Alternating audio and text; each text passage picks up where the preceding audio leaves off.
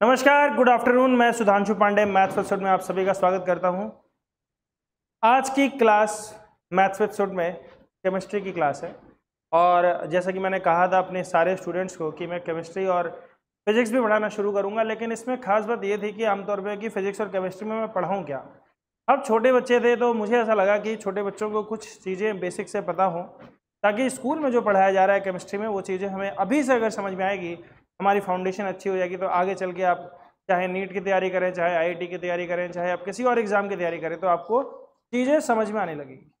हमारे साथ क्लास में जुड़ी हैं अनन्या, राघवी, ज्ञान और अक्षत। तो आइए बच्चों शुरू करते हैं केमिस्ट्री की पहली क्लास।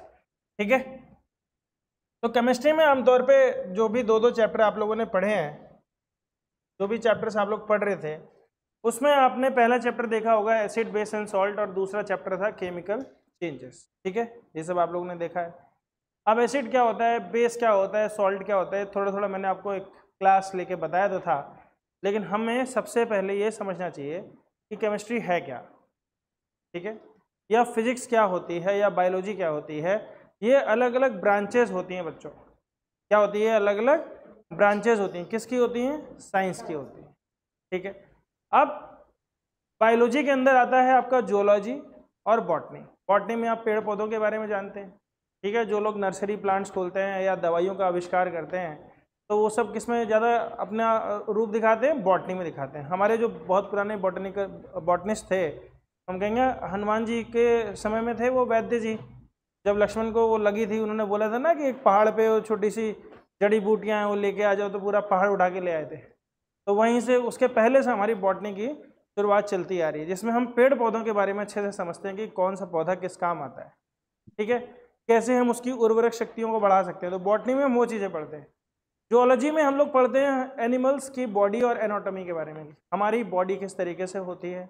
कहीं पर अगर बॉडी में कोई रिएक्शन हो गया, कोई बीमारी हो गई, तो उस बीमारी को कैसे ठीक करना है, क्या क्या उसके। अच्छा, हर बॉडी के अंदर अपने आप में केमिस्ट्री होती है, मतलब कुछ ना कुछ कंपोनेंट्स होते हैं। अगर हमें कोई बीमारी हुई है, हम बाहर से कुछ चीज़ ले रहे हैं, बाहर से हम कोई दवाई ले रहे हैं, तो वो दवाई वही होगी जो हमारी बॉडी में पहले से होगी। यानी हमारी बॉडी हर प्रकार के क्या बोलते हैं एलिमेंट्स को बनाने के लिए सक्षम है, पहले से बनाती है। नहीं बनाती होती तो वो चीज़ की कमी कैसे पाई जाती है ना। तो केमिस्ट्री में जो सबसे पहली चीज़ आती है बेटा, कि हम ये समझें कि जो इस दुनिया में कंपोनेंट्स होते हैं या जो भी चीज़ें होती हैं वो किस हिसाब से होती हैं। तो अगर हम यहाँ पे एक टॉपिक डालें, मैं डालता हूँ सबसे पहले मैटर क्या होता है। ठीक है, मैटर क्या होता है। तो हम लोग बोलते हैं आमतौर पे कि क्या मैटर है। हाँ, झगड़ा हो गया, बोले मैटर क्या था, तो वो अलग मैटर हो गया। यहाँ पे जो मैटर है हम उसकी बात करते हैं। Anything that has mass and occupy space is called matter. ये सब आप लोगों ने बचपन से ही पढ़ा होगा कि हर वो चीज़ जिसके अंदर वजन है और जो जगह घेरती है, उसको हम क्या कहते हैं? मैटर कहते हैं। और मैटर को अगर हम बोले तो दो प्रकार से एग्जिस्ट करता है। किसका क्लासिफिकेशन समझते हो? क्लासिफिकेशन क्या होता है? क्लासिफिकेशन होता है बेटा कि हम इसको ग्रुप्स में बांट रहे हैं, हम इसको ग्रुप्स में बांट रहे हैं। ठीक है, तो जब हम इसको ग्रुप्स में बांटते हैं तो एक होता है बेटा फिजिकल नेचर के आधार पे। किसके आधार पे? फिजिकल नेचर के आधार पे। और एक होता है केमिकल नेचर के आधार पे।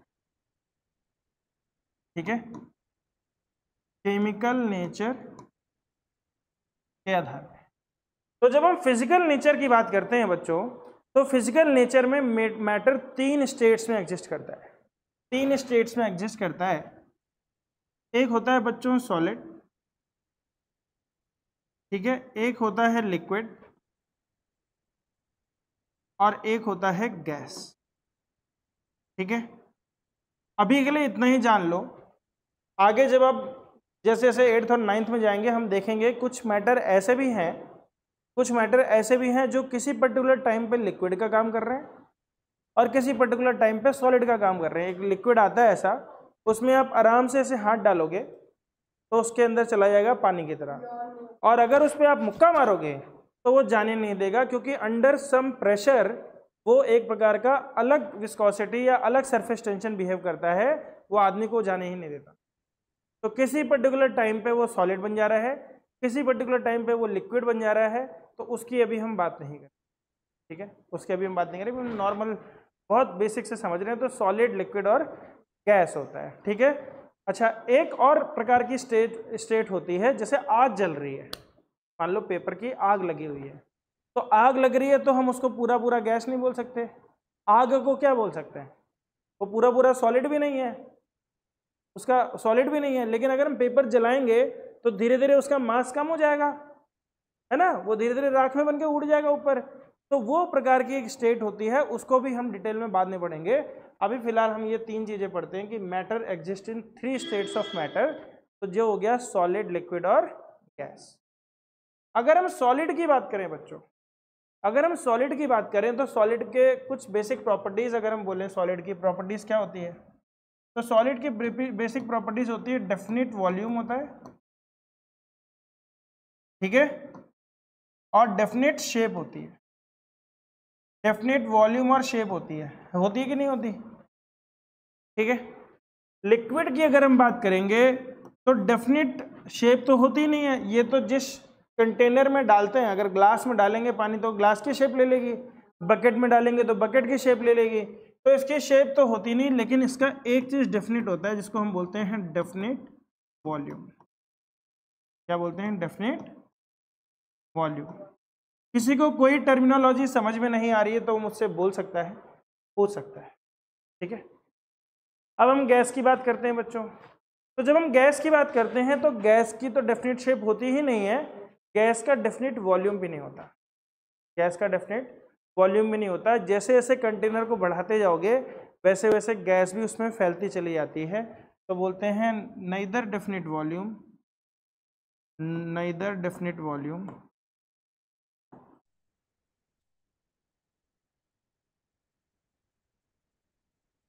Nor any shape, nor shape, ना तो डेफिनेट वॉल्यूम है ना तो शेप है, ठीक है। समझ में आया इतना? अब कुछ प्रॉपर्टीज और भी होती हैं हमारी। हम बोलते हैं कि कोई भी जो सॉलिड बनता है, जैसे मान लो हम लोग सबसे महंगा सॉलिड ले लेते हैं, गोल्ड ले लेते हैं, ठीक है। अब गोल्ड बनता कैसे है?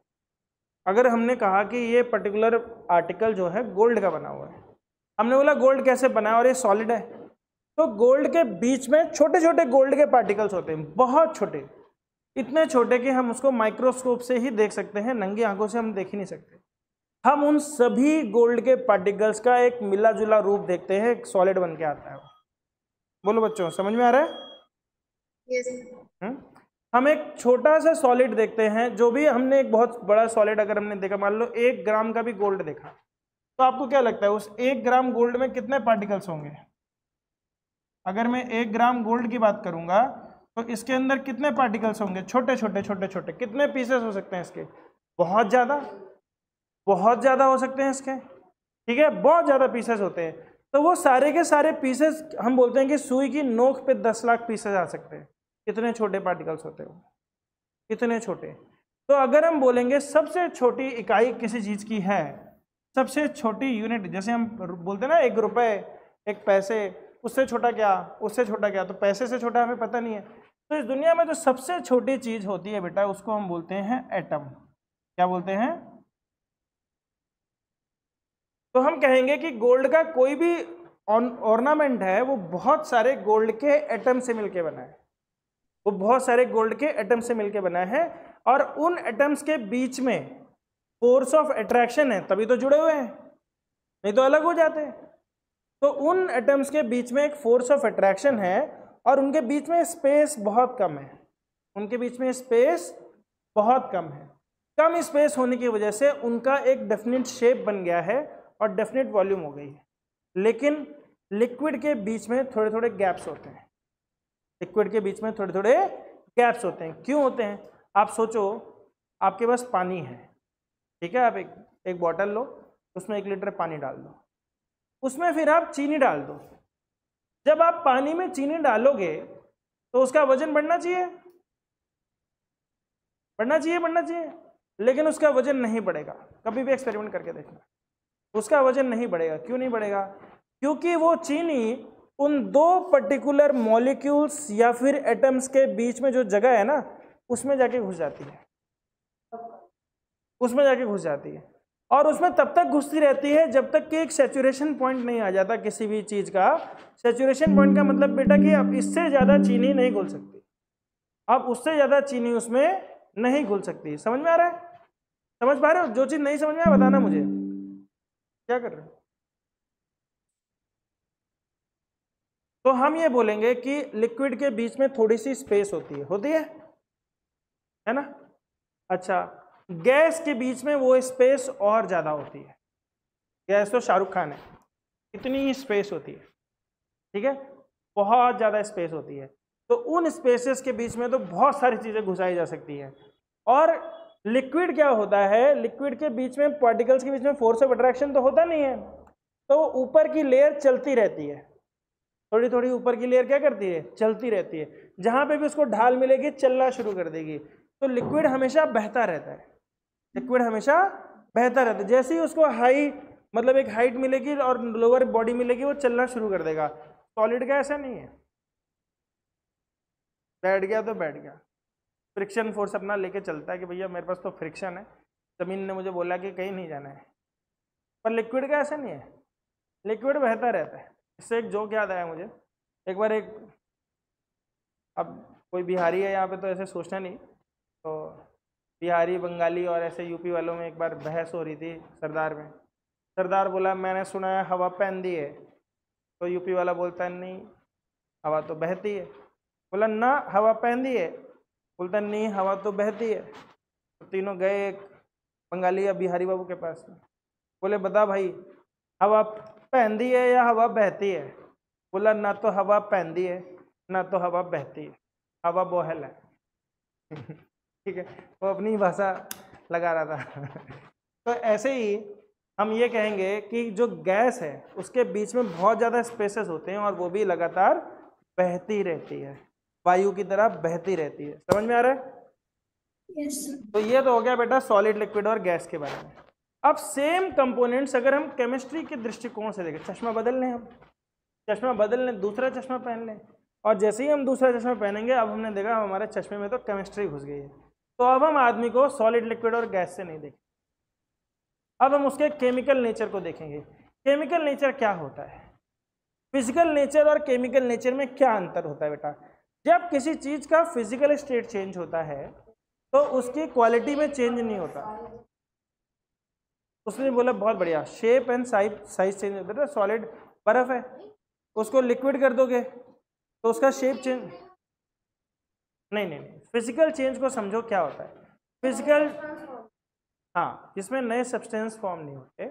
और हम बोलते हैं कि फिजिकल चेंज में क्या होता है कि उसका जो केमिकल कंपोनेंट है ना, कंपोजिशन है उसका मैटर का, वो सेम रहता है।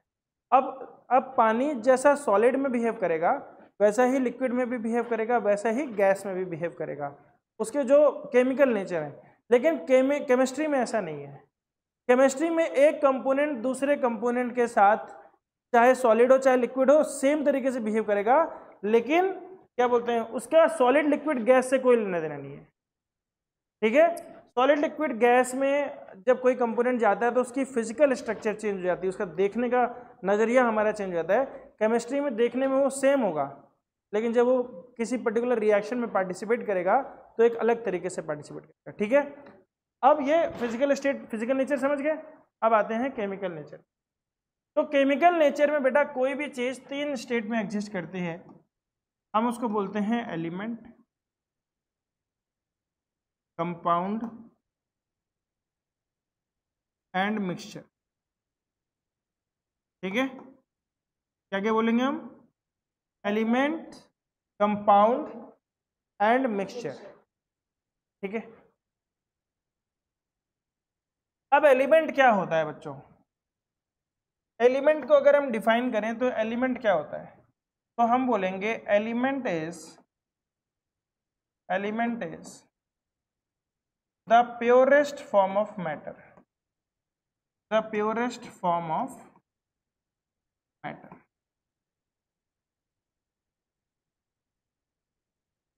इस दुनिया में हम बोलते हैं ना, जैसे दूध है उसमें पानी मिला हुआ है, बोला ये दूध प्योर दूध है, ये घी प्योर घी है, ठीक है। ये कपड़ा प्योर कॉटन का है। तो प्योर कॉटन का होने के बावजूद वो कपड़ा प्योर कॉटन का नहीं है, क्योंकि उसमें कुछ ना कुछ और मिला ही होगा, कुछ ना कुछ मिला होगा। एलिमेंट एक ऐसी चीज होती है जिसके अंदर कोई मिलावट नहीं होती, वो होता ही वही है। जब मैंने बोल दिया लोहा, सिर्फ लोहा, प्योर लोहा, ठीक है। जब मैंने बोल दिया गोल्ड तो गोल्ड, क्लोरीन तो क्लोरीन। एलिमेंट अपने आप में सिंगल एक एग्जिस्टेंस करता है, जो अकेले रहता है, जो अकेले रहता है, सबसे कहेंगे प्योरेस्ट फॉर्म ऑफ मैटर। अब कई बार क्या होता है कि दो या दो से ज़्यादा एलिमेंट, आई रिपीट, दो या दो से ज़्यादा एलिमेंट एक दूसरे से किसी फिक्स्ड रेशियो में कंबाइन करते हैं। ऐसे ही कंबाइन नहीं करते, फिक्स्ड रेशियो में कंबाइन करते हैं, मतलब उनकी बाकायदा शादी होती है। बाकायदा क्या होती है? उनकी शादी होती है। तो जब दो या दो से ज़्यादा एलिमेंट की शादी हो जाती है तो वो बन जाते हैं कंपाउंड। क्या बन जाते हैं वो? कंपाउंड। की डेफिनेशन लिख लो आप। व्हेन टू और more elements combine together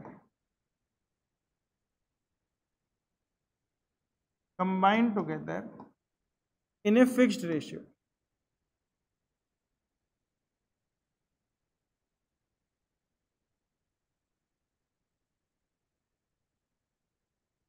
they form a compound under suitable circumstances। लिखेंगे हम लोग, हमेशा नहीं, अंडर सुटेबल सर्कमस्टेंसेस, मतलब कोई ना कोई प्रेशर होगा, कोई ना कोई टेम्परेचर होगा, ठीक है। They form compound. क्या बनाते हैं वो? कंपाउंड। एग्जाम्पल के लिए हम बोल देंगे वाटर, ये तो सभी को पता होगा। और दो एलिमेंट हैं इसमें, हाइड्रोजन और ऑक्सीजन, और जो उनका रेशियो है मिलने का वो है कि दो हाइड्रोजन एक ऑक्सीजन के साथ मिलता है, तब जाके वाटर मिलता है। अच्छा, हाइड्रोजन का बम बनता है, ऑक्सीजन जो है आग जलाने में सपोर्ट करती है, पर जब दोनों मिल जाते हैं जो कंपाउंड बनता है उसमें ना तो हाइड्रोजन की क्वालिटी है ना ही ऑक्सीजन की क्वालिटी है, वो उस आग को बुझा देता है। प्यास को भी बुझा देता है, आग को भी बुझा देता है ना। तो पानी अपने आप में कितनी बड़ी चीज है, बना किससे? हाइड्रोजन और ऑक्सीजन से। समझ में आ रहा है इसको? हाँ बोलो बोलो बेटा। थोड़ा सा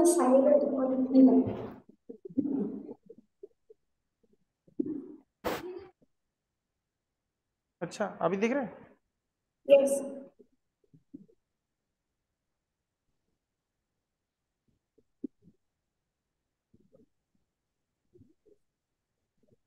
अनन्या समझ में आ रहा है बेटा? ओके। एग्जांपल H2O के अलावा और भी हो सकते हैं। बतेरे, अभी चिंता मत करो, दबा के आएंगे। एसिड बेस एंड सॉल्ट में जितना भी तुमने पढ़ा है वो सब कंपाउंड है, सब के सब कंपाउंड है। हाइड्रोक्लोरिक एसिड, सल्फ्यूरिक एसिड, सब कंपाउंड है। जिसमें एक से ज्यादा एलिमेंट मिल गया और फॉर्मूला बन गया, कार्बन डाइऑक्साइड, कार्बन मोनोऑक्साइड, सब इस दुनिया में कंपाउंड है। समझ में आ रहा है?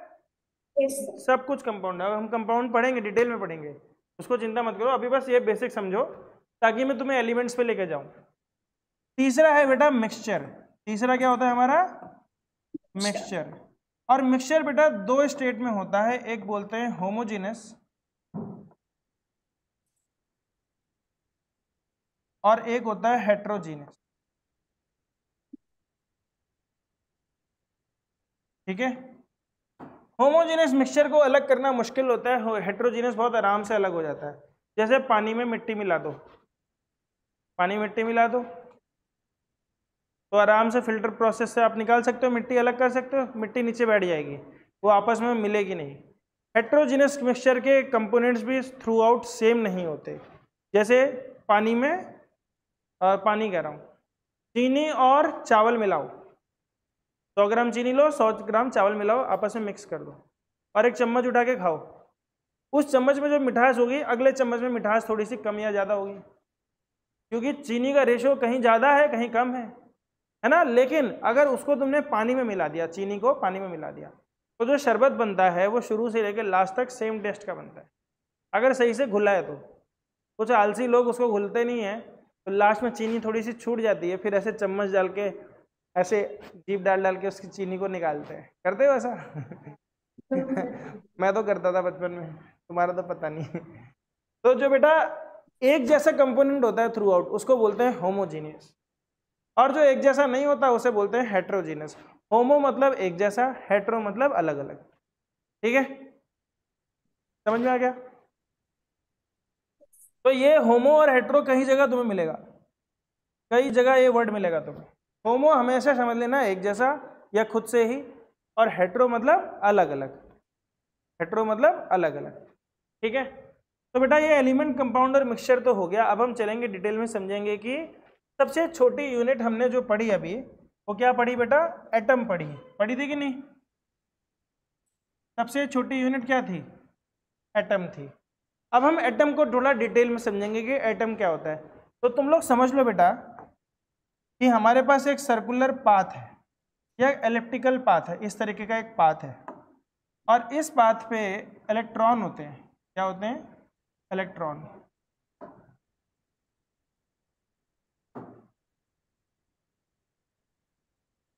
ये इलेक्ट्रॉन होते हैं,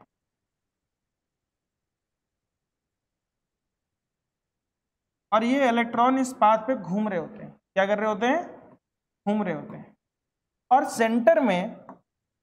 सेंटर में हमारे पास बच्चों एक छोटा सा और पोर्शन होता है, जिसको हम बोलते हैं बच्चों न्यूक्लियस। क्या बोलते हैं इसको? न्यूक्लियस। ये तुम लोगों ने बायोलॉजी में भी पढ़ा होगा, जब सेल वगैरह हम पढ़ रहे होते हैं। एक सेल की बाउंड्री होती है, फिर अंदर एक न्यूक्लियस होता है, तो इसमें भी एक न्यूक्लियस होता है। तो जो बाहर चीज होती है बेटा, इसको हम बोलते हैं इलेक्ट्रॉन। क्या बोलते हैं? इलेक्ट्रॉन। यही फ्री स्टेट में होता है, free state in the sense यही घूम रहा होता है। और अंदर जो न्यूक्लियस होता है, इसमें बेटा दो प्रकार की चीजें होती है, एक होता है न्यूट्रॉन और एक होता है आपका प्रोटॉन। एक क्या होता है आपका? प्रोटॉन। प्रोटॉन पे इसी के अंदर होता है बेटा P+, छोटे छोटे P+ होते हैं, और न्यूक्लियर फोर्स की वजह से प्रोटॉन और न्यूट्रॉन दोनों इस न्यूक्लियस में बंधे हुए होते हैं, दोनों बंधे हुए होते हैं। न्यूट्रॉन पे कोई चार्ज नहीं होता, न्यूट्रॉन पे कोई चार्ज नहीं होता, न्यूट्रल। न्यूट्रॉन मतलब न्यूट्रल। प्रोटॉन पे पॉजिटिव चार्ज होता है। प्रोटॉन में कितना चार्ज होता है? पॉजिटिव चार्ज होता है। और इलेक्ट्रॉन पे कितना चार्ज होता है? Negative charge. अब जितना प्रोटॉन पे एक पॉजिटिव चार्ज होता है, उतना ही इलेक्ट्रॉन में एक नेगेटिव चार्ज होता है। तो कुल मिला के अगर हम बोलेंगे तो कोई भी एटम जो होता है वो इलेक्ट्रिकली न्यूट्रल होता है। क्या होता है वो? इलेक्ट्रिकली न्यूट्रल होता है। ठीक है, यस सर। समझ में आ रहा है यहां तक? Yes sir. अब किसी भी एटम में, किसी भी इलेक्ट्रिकली न्यूट्रल एटम में मैं बोलूंगा बेटा नंबर ऑफ इलेक्ट्रॉन्स। इलेक्ट्रॉन दिखाने का तरीका होता है बेटा, ई लिखते हैं, ऊपर एक माइनस का साइन डालते हैं। Number of electron must be equal to number of protons. बोलो, होगा कि नहीं होगा? अगर नंबर ऑफ इलेक्ट्रॉन और नंबर ऑफ प्रोटॉन बराबर हो जाएंगे, क्या नंबर ऑफ इलेक्ट्रॉन और नंबर ऑफ प्रोटॉन बराबर हो जाएंगे, तो एटम क्या हो जाएगा? Electrically neutral. समझ में आ रहा है? Yes sir. अब मुझे सोच के बताओ बच्चों कि अगर किसी एटम के अंदर अगर एक प्रोटॉन कम हो गया, एक प्रोटॉन, ध्यान से सुनना सवाल, पहले जवाब नहीं देना है। अगर किसी भी एटम के अंदर एक प्रोटॉन कम हो गया, तो वो एटम आपका इलेक्ट्रिकली न्यूट्रल रहेगा कि पॉजिटिव हो जाएगा कि नेगेटिव हो जाएगा? सोच के बताना है, जिससे पूछूंगा वही बताएगा। पहले सोच लो, फिर से सवाल सुन लो। किसी भी एटम के अंदर मैंने एक प्रोटॉन को निकाल दिया, तो अब मेरा एटम इलेक्ट्रिकली न्यूट्रल ही रहेगा या पॉजिटिव हो जाएगा या नेगेटिव हो जाएगा? सर एक बार फिर से क्वेश्चन रिपीट कर सकते हैं क्या? Okay, if I take out one proton from an electrically neutral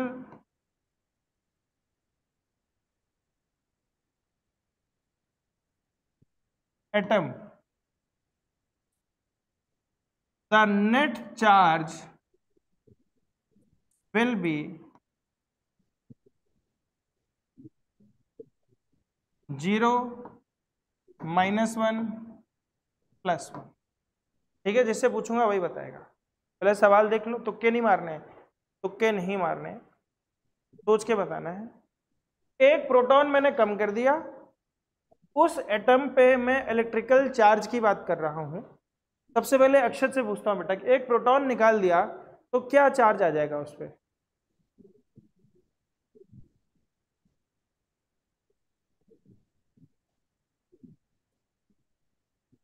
मान लो ये चारों तरफ लड़के घूम रहे हैं, लड़के क्या है? Negative charge. अंदर लड़कियां हैं न्यूक्लियस के साथ चिपकी हुई, न्यूट्रॉन उनका दोस्त, न्यूट्रॉन प्रोटॉन अपना खुशी में, लड़कियां पॉजिटिवली चार्ज। मैंने एक लड़की को निकाल के बाहर निकाल दिया।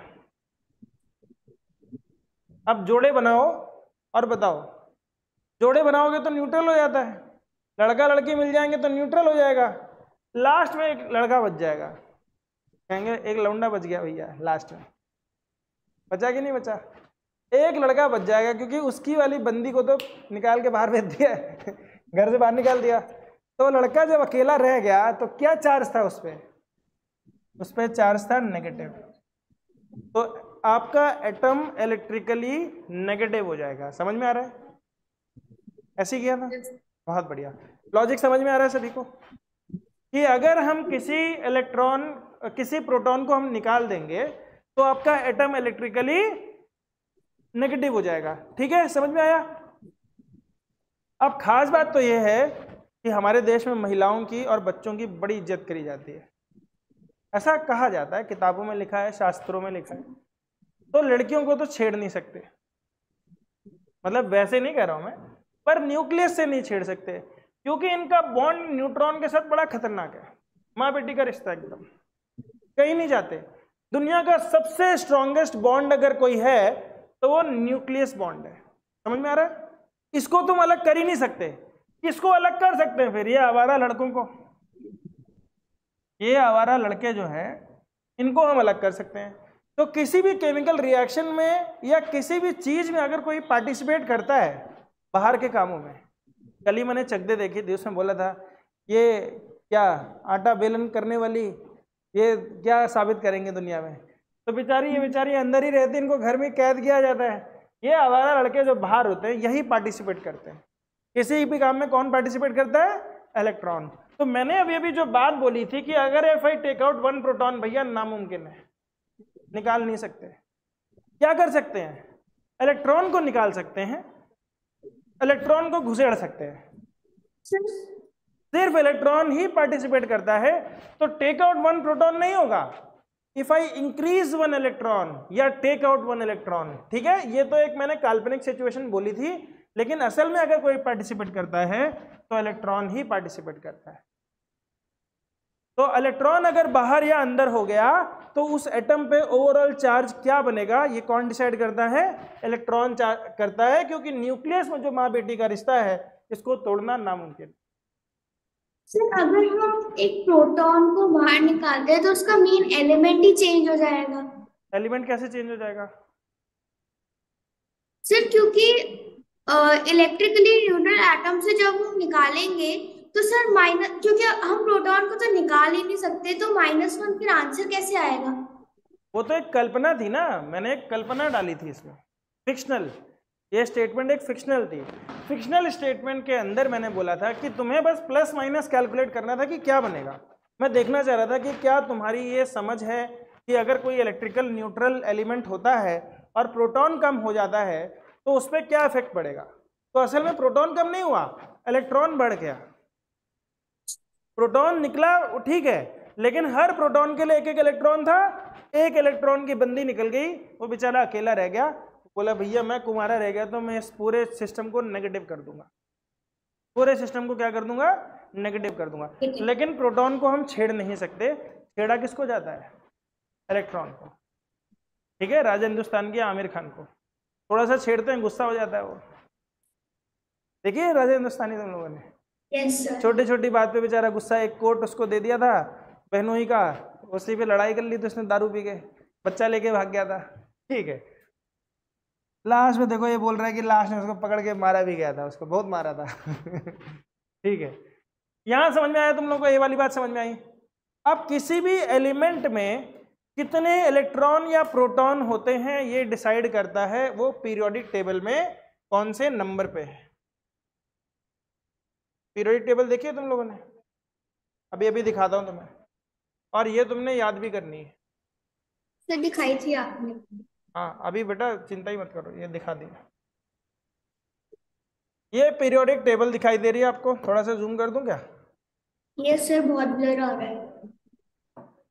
मेरे ख्याल से जूम हो नहीं सकता ये, चलो कुछ करता हूं मैं।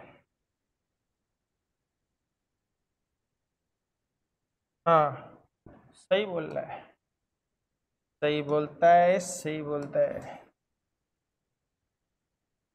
अच्छा ये इसका अलग ही नाटक है।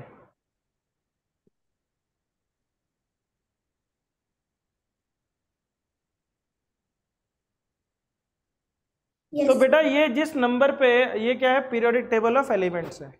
इस दुनिया में यहाँ पे 103 एलिमेंट लिखे हैं, लेकिन जब ये बनी होगी तब तक 118 और 119 पता नहीं कितने एलिमेंट, हर दिन कुछ ना कुछ बनता ही जाता है। 122 बोला अभी इसने लेटेस्ट अपडेट किया है। तो आर्टिफिशियल एलिमेंट्स हम लोग और बनाते जा रहे हैं। ठीक है, तो हम लोगों ने आयरन मैन देखी थी, उसमें भी एक नए एलिमेंट की आविष्कार किया था उसने, पता नहीं क्या नाम था, क्या नाम था उसका, न्यूट्रोनियम पता नहीं ऐसा कुछ बोला था उसने, कुछ तो उसने बनाया था। तो ये सब क्या है बेटा, पीरियोडिक टेबल पे एलिमेंट्स है, दिखाई दे रहे हैं आपको। और इस पीरियोडिक टेबल में जो काउंटिंग शुरू होती है वो लेफ्ट टू राइट है। मतलब यह हाइड्रोजन आपका 1 नंबर पे है, हीलियम 2 नंबर पे, देखो 2 दिखाई दे रहा है, लिथियम 3 नंबर पे है, बेरिलियम 4 नंबर पे है, 5 नंबर पे आपका बोरॉन है, 6 नंबर पे कार्बन है, नाइट्रोजन, ऑक्सीजन, फ्लोरीन 10। ऐसे करते करते मैं आपको कोशिश करूंगा 30 तक याद करा दूंगा। ठीक है, मैं कहाँ तक याद कराऊंगा, 30 तक याद कराऊंगा। सर हाँ बोलो बोलो। सर वैसे ये फर्स्ट एंड सेकंड एलिमेंट इतने दूर दूर क्यों लिखे हुए हैं? अरे सब बताऊंगा बेटा, काहे चिंता कर रहे हो, सब बताऊंगा। अब ये पहले पीरियोडिक टेबल को हम समझते हैं कि पीरियोडिक टेबल बनी कैसे है। ठीक है, तो पीरियोडिक टेबल में अगर आप देखोगे तो बेटा ऐसे करके कॉलम्स हैं, इसको बोलते हैं कॉलम्स। तो टोटल कॉलम्स होते हैं इसमें 18, कितने होते हैं, 18 कॉलम्स होते हैं।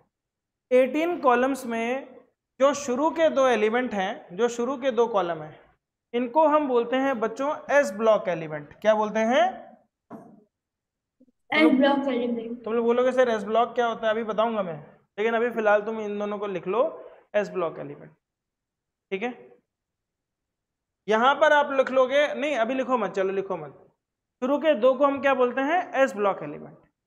उसके बाद के जो 10 होते हैं, यहां से यहां तक 10 होते हैं, 21 से लेके 30 तक, इनको हम बोलते हैं डी ब्लॉक एलिमेंट। क्या बोलते हैं, D for delta, D block elements. और इसके बाद के जो 6 होते हैं इसको हम बोलते हैं पी ब्लॉक एलिमेंट। क्या बोलते हैं, पी फॉर पापा, पापा block, S for swan, Sierra, Sierra block, delta block. ठीक है, 2A, हाँ 88 तक, ये 87 तक।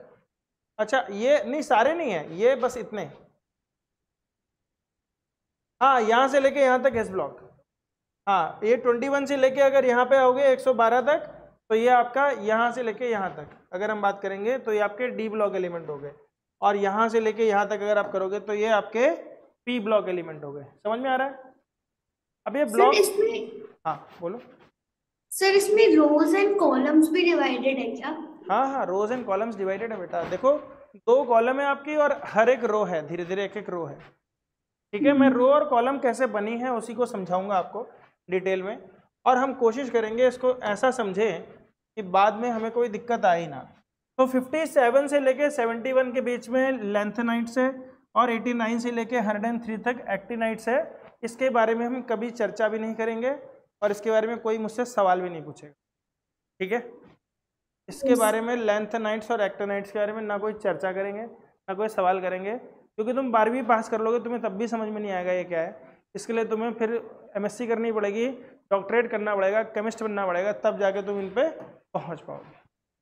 और chemistry is all about learning things, समझ नहीं सकते, लॉजिक्स बहुत कम है, याद ज़्यादा करना है। तो हम कोशिश करेंगे इस तरीके से समझें कि हमें थोड़ा बहुत याद हो जाए, थोड़ा बहुत याद हो जाए, लॉजिक बहुत कम है।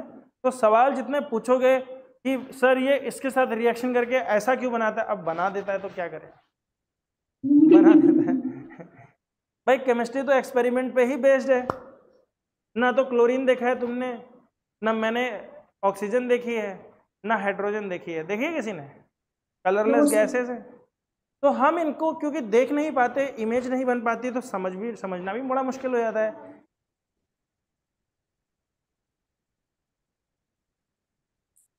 वो तो फॉग में डस्ट पार्टिकल्स दिखते हैं, फॉग थोड़ी दिखता है वो सर्दियों में। हाँ, वो वाइट वाइट बेटा डस्ट पार्टिकल्स हैं, वो अलग तरीके से दिखते हैं, गैसियस फॉर्म में वाटर वेपर है। कुछ चीज़ें दिखती हैं, सारी हवा थोड़ी दिखती है। अब ज़्यादातर गैसेस तो कलरलेस हैं। यहाँ पे बोलूँ मैंने नाइट्रोजन पकड़ ली, मेरी मुट्ठी में नाइट्रोजन बंद है, ये ऑक्सीजन पकड़ ली, ये हाइड्रोजन कार्बन डाइऑक्साइड, ऐसे कर सकता है कोई? No sir. मैं तुम्हें बोलूँ नाइट्रोजन को थप्पड़ मार दो, मार लोगे? No sir. नहीं मार सकते। क्यों? क्योंकि दिखती नहीं है। इसको नहीं देखा तो मिस्टर इंडिया थोड़ी है। तो यहाँ पर ये एलिमेंट किस तरीके से बिछे हुए हैं, हम 30 एलिमेंट तक इनका बिछाव देखेंगे। क्या देखेंगे? 30 एलिमेंट तक इनका बिछाव देखेंगे कि कैसे कोई एलिमेंट बनता है, ठीक है। तो इसको हम याद करने की कोशिश करेंगे। मैं आप लोगों के सामने बता देता हूँ, ये जो दो हैं शुरू के,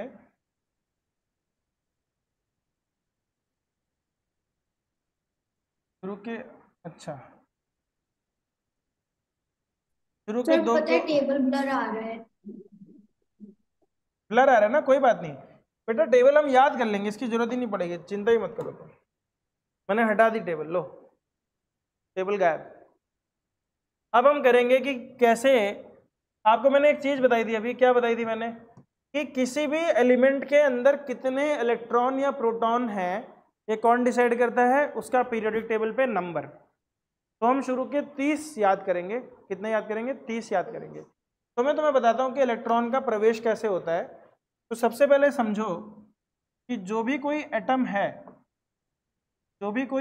है उसके अपने शेल होते हैं। क्या होते हैं? शेल होते हैं। शेल का मतलब ये होता है बच्चों, शेल का मतलब ये होता है बेटा कि सबसे अंदर मान लो न्यूक्लियस है, ठीक है, इसके बाहर एक आपका शेल है, उसके बाहर आपका एक और शेल है, उसके बाहर आपका एक और शेल है, और इसके बाहर आपका एक और शेल है। 4 में काम खत्म हो जाएगा। मान लो 4 शेल है, ठीक है। तो जो पहला वाला शेल है इसको बोलते हैं एस। क्या बोलते हैं इसको?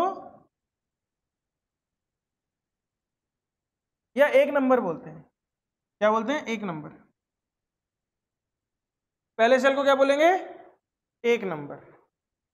दूसरे शेल को क्या बोलेंगे बेटा? 2 नंबर। तीसरे शेल को क्या बोलेंगे? 3 नंबर। और चौथे शेल को क्या बोलेंगे? 4 नंबर। इन 4 नंबरों में ही पूरी पीरियोडिक टेबल खत्म हो जाती है, सिर्फ 4 शेलों के अंदर, ठीक है। अब इलेक्ट्रॉन कैसे आता है? तो इलेक्ट्रॉन आने के लिए बेटा हर एक शेल के एक सबशेल होते हैं। सबशेल समझते हो? उसका एक छोटा सा शेल। जैसे एक बिल्डिंग है तो उस बिल्डिंग में कितने फ्लैट है? उस बिल्डिंग में कितने फ्लैट है? तो पहले वाले बिल्डिंग में एक ही फ्लैट है जिसका नाम है 2s। क्या नाम है? 2s। जो दूसरी वाली बिल्डिंग है बेटा उसमें 2 फ्लैट है, 2s एंड 2p, ठीक है। तीसरी वाली बिल्डिंग के 3 फ्लैट हैं, 3s, 3p और 3d। फ्लोर समझ लो, फ्लोर समझ लो। चौथी वाली बिल्डिंग के 4 फ्लोर हैं बेटा, 4s, 4p, 4d और 4f। हाँ बहुत बढ़िया। क्या ने बहुत सिंपल लॉजिक लगाया, बोला एक एक बढ़ता जा रहा है, बिल्कुल एक एक बढ़ता जा रहा है। पहले वाले शेल का एक सब शेल होता है 1s, दूसरे वाले शेल में दो सब शेल होते हैं 2s एंड 2p, तीसरे वाले शेल के तीन सब शेल होते हैं 3s 3p 3d, और चौथे वाले शेल के चार सब शेल होते हैं 4s 4p 4d 4f। समझ में आया? ये लेयर्स है, ये फ्लोर हो गए। ग्राउंड फ्लोर, दूसरे वाला 2 मंजिल हो गया, तीसरा वाला 3 मंजिल हो गया, चौथा वाला 4 मंजिल हो गया। अब पहली मंजिल में मैक्सिमम लोग कितने रह सकते हैं? तो पहली मंजिल में सिर्फ एक ही घर मिलता है, तो इसमें मैक्सिमम लोग रह सकते हैं बेटा 2 लोग रह सकते हैं। कितने लोग रह सकते हैं? दूसरी मंजिल के इस वाले शेल में कितने लोग रह सकते हैं? 2 लोग रह सकते हैं। और पी में कितने रह सकते हैं बेटा? 6 लोग रह सकते हैं। देखो बिल्डिंग ऐसे बनती है आपकी, ये मान लो आपकी पहली बिल्डिंग है, दूसरी बिल्डिंग आपकी ऐसे बनेगी, ठीक है, तीसरी बिल्डिंग आपकी ऐसे बनेगी। थोड़ा सा डिजाइनर होता है, एक एक हाथ निकाल देते हैं। तो एक घर में कितने लोग रहते हैं? 2 लोग रहते हैं। एक की चारपाई ऐसे होती है और एक की चारपाई ऐसे होती है। पहले वाले ग्राउंड फ्लोर में कितने लोग रहते हैं? 2। दूसरे वाले में कैसे रहते हैं? बोले भैया ऐसे, चारपाई तो वैसे ही रहेगी, एक की वैसे एक की वैसे, तो कितने लोग आ गए? 6 लोग। तीसरी वाले में कितने आएंगे बताओ बच्चों? बहुत बढ़िया।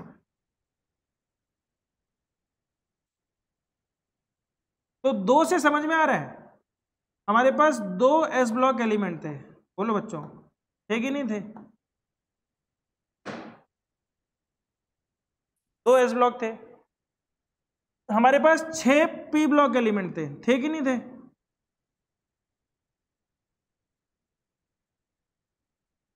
पी ब्लॉक के कितने एलिमेंट थे? 6 कॉलम थे ना, याद है? टोटल 18 थे, और बीच में 10। हमारे पास 10 डी ब्लॉक एलिमेंट्स की रो थी। बोलो बच्चों, थी कि नहीं थी? लिख लो इसको।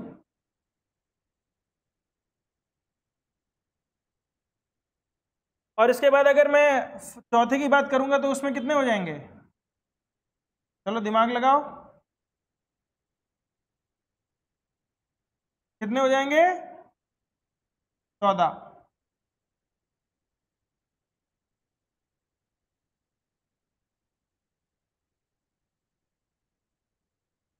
पहले इस बात को समझ लो, मैं तुम्हें सिखा क्या रहा हूं, पहले ये भी समझ लो।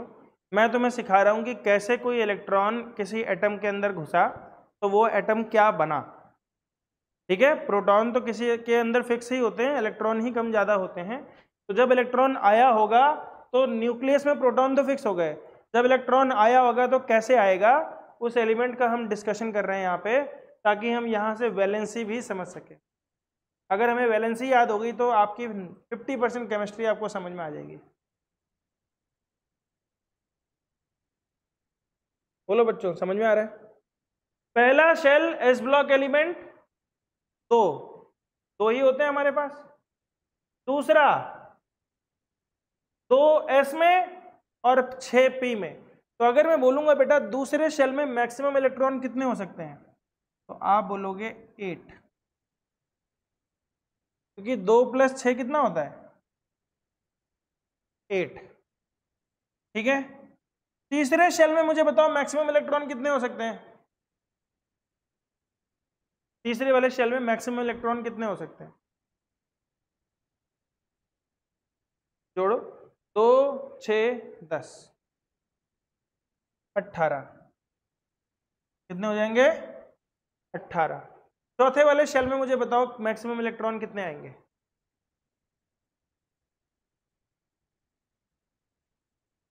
14। 14 तो बेटा सब शेल में है, टोटल।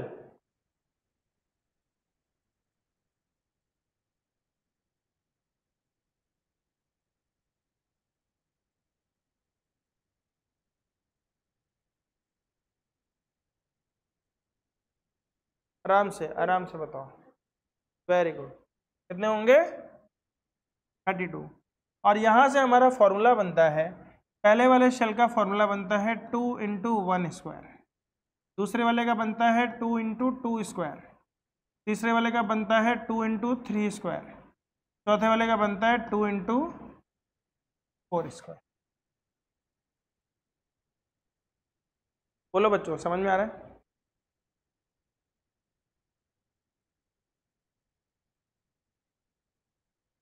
समझ में आ रहा है बेटा? समझ रहे हो? समझ में आ रहा है? अनन्या और राघवी बेटा, ये समझ में आया तुम्हें? शेल की कहानी समझ में आई? हम खाली 4 तक चलेंगे, इसके आगे हमारी जरूरत नहीं है। हमें खाली 4 तक याद करना है, पूरी केमिस्ट्री हमारी खत्म हो जाएगी 12वीं तक, 4 ही तक याद करना है बस। ठीक है, लिख लिया? Yes sir. ठीक है, अब आगे बढ़ते हैं बच्चों। तो सबसे पहले आते हैं पहले एटम पे जिसका नाम है हाइड्रोजन। इसका एटॉमिक नंबर मतलब कितने प्रोटॉन है। अगर मैं एटॉमिक नंबर एक वर्ड बोलता हूं तो समझ लो कि कितने प्रोटॉन है। तो इसका एटॉमिक नंबर होता है बेटा 1। क्या होता है? 1। तो एक प्रोटॉन है तो एक ही इलेक्ट्रॉन भी होगा क्योंकि ये न्यूट्रल है। ठीक है, तो हम बोलेंगे बेटा इसमें जो इलेक्ट्रॉन आएगा वो कैसे आएगा? वो आएगा पहले शेल के पहले सबशेल S में एक इलेक्ट्रॉन आएगा, तो हम लिखेंगे 1s1। समझ में आ रहा है? क्या लिखेंगे? 1s1। फिर आ जाओ हीलियम पे, मुझे बताते रहना है बेटा। एटॉमिक नंबर क्या है इसका? 2। तो इसमें इलेक्ट्रॉन कैसे घुसेगा? 1s2। समझो, इस आदमी को ये जब आया बोला भैया घर है, बोला है। बोला कितने मेंबर हैं? बोला अकेला हूं। बोला आजा। बोला ले सो जा एक चारपाई। फिर एक आदमी आया, पत्नी को लेके आया। बोला कितने मेंबर हो? बोला 2 मेंबर है। बोला आजा। बोला ग्राउंड फ्लोर पे एक घर खाली है। बोला लो सो जाओ। बोला नहीं, हमारी चारपाई का मुंह तो दोनों का ऐसे होगा। बोला भैया ऐसे कर ही नहीं सकते, मुंह हमेशा अपोजिट होगा। बोला मेरे सामने तो तुम ऐसे ही सोगे, बाद में क्या भी करो। ये आपका हो गया 1s2। समझ में आया? तीसरे नंबर पे आ गया बेटा लिथियम। क्या हो गया? लिथियम। लिथियम का इलेक्ट्रॉनिक नंबर क्या है? 3। तो हम इसको बोलेंगे बेटा सबसे पहले बोला 3 मेंबर लेके आए। बोला भैया ग्राउंड फ्लोर पे भर लो, ग्राउंड फ्लोर पे 2 लोग सो जाओ। बोला एक आदमी बच गया। बोला भेजो फर्स्ट फ्लोर पे। तो फर्स्ट फ्लोर पे पहले किस में भेजा जाएगा? 2s में। किस में भेजा जाएगा? 2s में। अच्छा, पहले वाले में 2 ही लोग आ सकते हैं, ये तो पता था ना, बता दिया था मैंने। पहले फ्लोर पे 2 ही लोग आ सकते हैं। दूसरे वाली बिल्डिंग में जाओगे तो कितने लोग आ सकते हैं? 8। 2 तो नीचे और 6 ऊपर, P में 6। तो देखते हैं 8 भरते हैं बेटा। ये आपका पहला रो खत्म हो गया। ये आपका पहला रो खत्म हो गया 2 लोगों का। अब 6 लोगों की बारी है। तो लिथियम के बाद क्या आ गया बेटा? बेरिलियम। एटॉमिक नंबर है 4। तो 1s2 हो गया, तो 2s भी 2 हो गया। समझ में आ रहा है? तो देखो पहले इसमें कैसे भरेंगे। बोला भैया आ जाओ पहली बिल्डिंग में। फिर बोला आओ दूसरी बिल्डिंग में आ जाओ। बोला तुम्हें नीचे ही सुलाएंगे। इसको बोला भैया ये दूसरी बिल्डिंग में नीचे सुला दिया। गलत है, BERY है, पता नहीं है, देख लेते हैं। इरेज कर दिया तो फिर से आ जाएगा।